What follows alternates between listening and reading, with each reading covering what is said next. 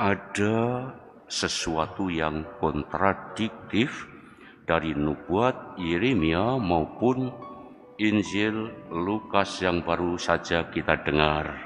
Bagaimana Nabi Yeremia menubuatkan bahwa Allah itu akan menyelidiki dan tahu bagaimana hati setiap orang.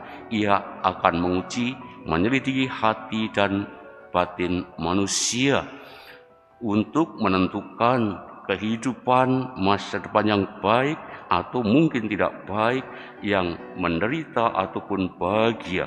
Bagi orang-orang yang fasik dikatakan, yang hanya mengandalkan manusia yang sungguh-sungguh dari kekuatannya sendiri dan seakan tidak percaya akan kasih karunia Allah. Mereka orang yang digambarkan sebagai semak bulus di padang belantara. Ia tidak akan mengalami datangnya hari yang baik. Bahkan dikatakan di situ, ia akan tinggal di tanah gersang, di padang gurun, di padang asin yang tidak berpenduduk. Bahwa padang gurun belantara tanah gersang ini adalah lambang penderitaan yang akan dialami oleh orang-orang fasik. Mungkin secara kasar dikatakan sebagai satu kutukan, tetapi bagaimana orang saleh yang mau sungguh-sungguh mempercayakan dirinya kepada Tuhan, mengandalkan seluruh hidupnya, maka Tuhan akan memberikan harapan masa depan yang baik. Ia digambarkan sebagai pohon yang selalu mendapatkan air. Air adalah lambang kesejukan.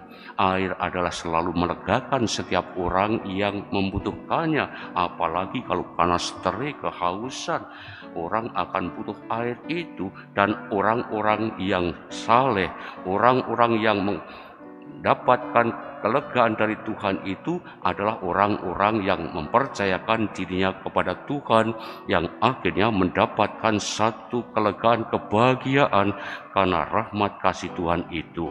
Dan hal ini tentu saja menjadikan satu peringatan bagi kita yang tinggal di dunia, apalagi setelah mendengar bagaimana Yesus memberikan satu perumpamaan, orang yang kaya dan orang yang miskin, Lazarus, yang sangat berbeda, sangat kontradiktif pada saat mengalami kehidupan di dunia.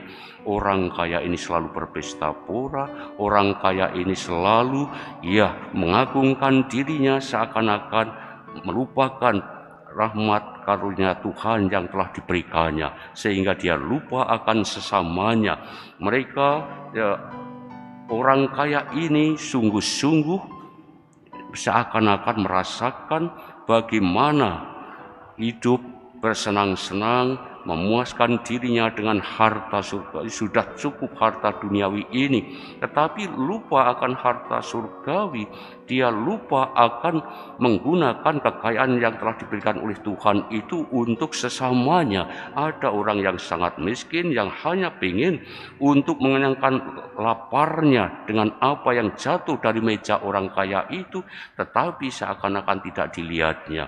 Dia tidak mengerti bagaimana penderitaan orang miskin itu saat kelaparan. Tetapi setelah itu ada peristiwa yang menakutkan yang akan dialami oleh setiap orang, adalah kematian.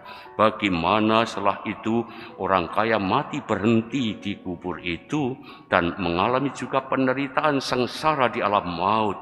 Dan ia sangat merasakan kesakitan, kepanasan di alam maut itu, sehingga dia memerlukan air, hanya air setetes, dan minta supaya Abraham menyuruh Lazarus. Dia sudah dalam kubur, tetapi dia masih menganggap Lazarus sebagai seorang hamba, pembantu yang bisa disuruh-suruh. Maka dia minta Abraham, suruhlah dia untuk ujung jarinya mencucukkan di dalam air itu dan menyejukkan lidahnya.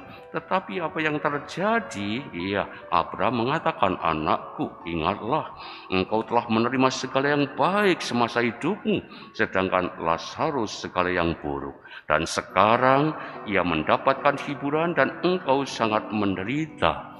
Bapak Ibu saudara-saudara yang terkasih, semoga sabda Tuhan yang kita dengar pada pagi ini sungguh mampu mempersiapkan diri kita masing-masing selama masa prapaskah ini, masa puasa dan pantang ini, dan selanjutnya untuk meniti masa depan yang baik sebagai pribadi-pribadi yang mempercayakan diri kepada Tuhan, tetapi juga pribadi-pribadi yang dengan hati yang tulus mau memperhatikan sesama, terutama yang menderita, yang lapar, yang miskin.